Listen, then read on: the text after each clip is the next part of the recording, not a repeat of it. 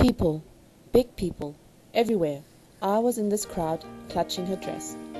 There are so many, all around me, and their legs are so big. Oops, that one did not see me. Where is she? There, that must be her. I must run. I don't want to lose her. Bump. Again, I walk against one. Where is she? Where?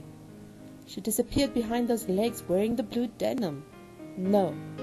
Behind the red dress. Where is she? I run. I must find her. No. She is gone. I must find her. There are so many people, all walking off in different directions. They are all so tall. Let me look upwards. Then I will see her. All these big people. I don't see her. There I was. Lost. Small. Fragile. Perhaps I was clutching my dolly. I can't remember. It was a long time ago, but I was afraid. I was very afraid. At that point, I started to cry.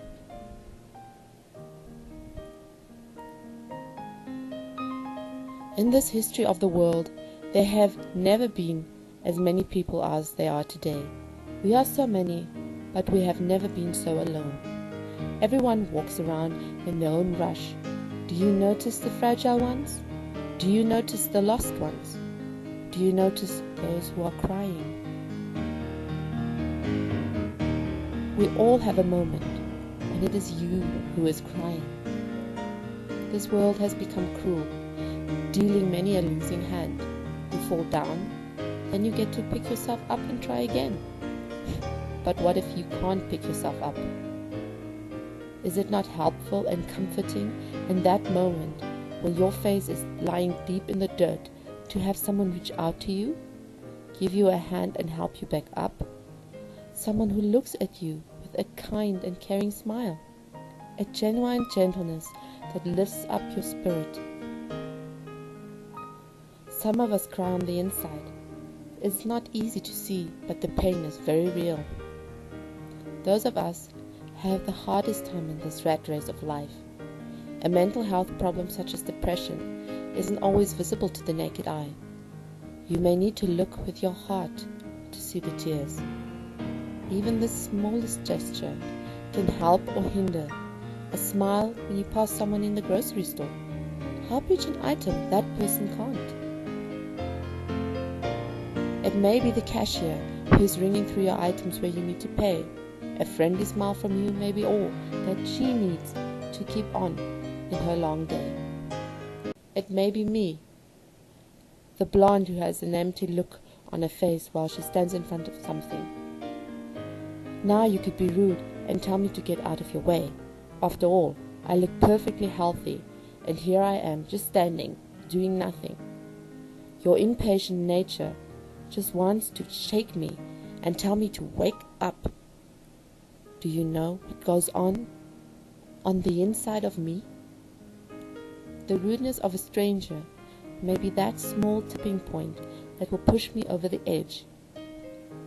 What would you do if I sat down right there and then and started crying? I could give a million examples of everyday things. It may be obvious to me who sees the guy in the wheelchair to let him into the elevator first. A friendly smile, that's all. He does not want to be treated different. He just wants to be respected for the human being that he is.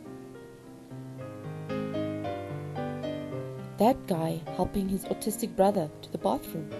He does not need you staring at him like he's some kind of freak. Just a smile to let him know you understand. This guy is normal, just a kid perhaps. Yes, a kid with autism, but a human being just like you and like me. You want people to treat you with respect. You want to be free to live your life as best you can. So does the next guy. You are not an object to be used and abused, to be commanded around. You are a person. So is the woman across the street, your mother, your sister. We are all human beings. So you want to find out what happened to the girl who was lost in the crowd? A beautiful lady with blonde hair and a bright smile bent down and looked into my eyes. worry. We will find your mommy." She hugged me. "Everything will be okay." She lifted me up and brought me to a corner in the big hall. "Look here. This is a special cup. You can have it." Oh, I did not possess any cups. They had the announcer call my mother, tell her there was a lost little girl. I remember my mother laughing relieved at the woman. "Thank you." She lifted me up and we were on our way. It could have gone so many ways that day. I was found by a kind-hearted stranger. She picked me up and told me everything will be okay. Her genuine smile, her kind eyes, these were a comfort to me as a child. Such things are still a comfort to me as an adult. If this is you today who is crying, who is lost, I would like to extend you a warm hug. A virtual hug, but still a hug.